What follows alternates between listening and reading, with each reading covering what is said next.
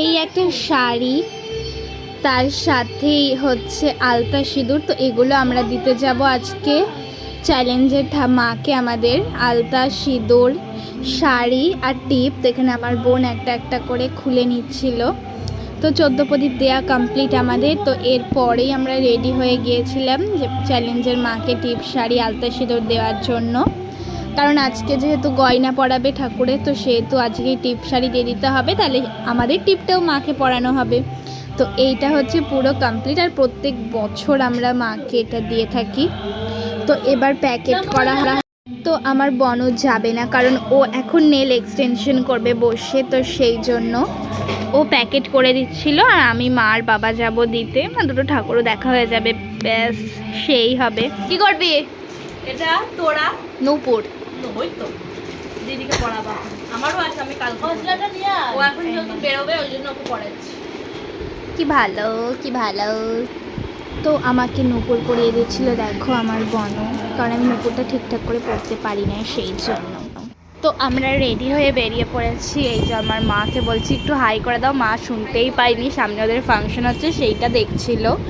তো আমি তো হেসে এখানে পাগল হয়ে যাচ্ছি। আর আমাদের সামনেই দুটো বাচ্চা এখানে চটপটি ফটাচ্ছিল, কারণ দিওয়ালি বলে কথা। আর দিওয়ালিতে তো মানে এইসব ছাড়া তো কোনো কথাই হবে না। তো আমরাও ফাটাবো বাড়িতে এসে রাত্রিবেলায়।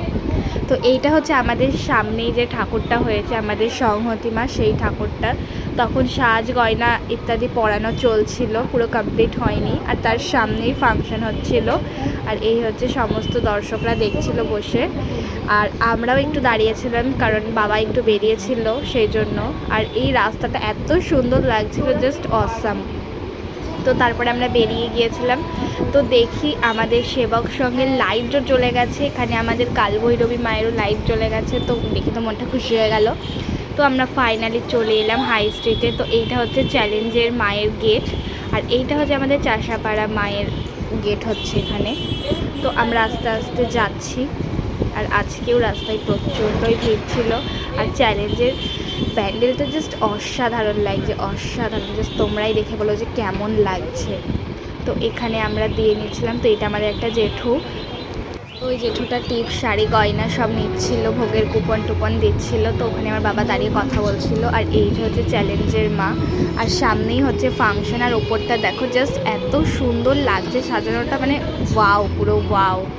তো সেখানে আমরা সমস্ত কাজ কমপ্লিট করে চলে যাচ্ছিলাম আরও একটা জায়গায়। তো রাস্তায় যেতে যেতে দেখি যে ঠাকুর নিয়ে যাচ্ছে ব্যান্ড পার্টি বাজিয়ে, আর এটা তো আমার প্রচণ্ড ভালো লাগে।